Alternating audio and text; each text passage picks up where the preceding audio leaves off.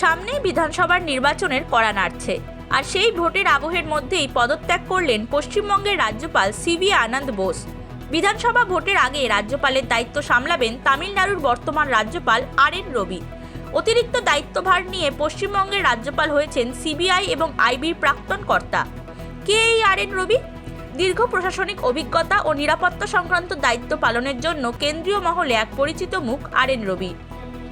আর.এন. রবির পুরো নাম রবীন্দ্র নারায়ণ রবি। জন্ম 1952 সালের 3রা এপ্রিল বিহারের পাটনায়। 1974 সালে পদার্থবিদ্যা স্নাতকোত্তর পাশ করেন। কর্মজীবনের শুরুতে সাংবাদিকতাও করেছেন। 1976 ব্যাচের কেরল ক্যাডারে ভারতীয় পুলিশ সার্ভিস বা আইপিএসে যোগ দেন। 2012 সালে চাকরি থেকে অবসর নেন। চাকরিকালে অনেক গুরুত্বপূর্ণ দায়িত্ব সামলেছেন তিনি। একটা সময় ভারতের ডেপুটি ন্যাশনাল সিকিউরিটি অ্যাডভাইজার হিসেবে দায়িত্ব পালন করেন।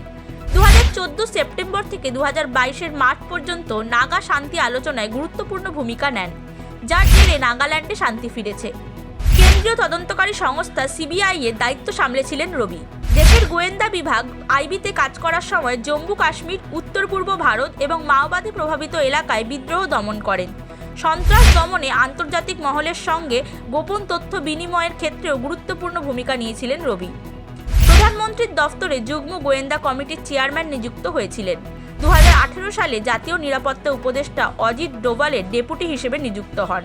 2019 সালের 1 আগস্ট থেকে 2021 সালের 16 সেপ্টেম্বর পর্যন্ত নাগাল্যান্ডের রাজ্যপাল ছিলেন।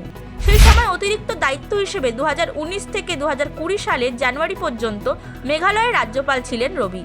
2021 সালের 18 সেপ্টেম্বর তামিলনাড়ুর রাজ্যপাল হন। বিজেপি বিরোধী তামিলনাড়ুর এম.কে. স্ট্যালিনের সরকারের সঙ্গে একাধিকবার সংঘাতে জড়িয়েছিলেন রবি। বাংলার রাজ্যপাল হওয়ার পর সেই সংঘাত অব্যাহত থাকে কিনা সেটাই এখন দেখার। Bureau report, Hindustan news point.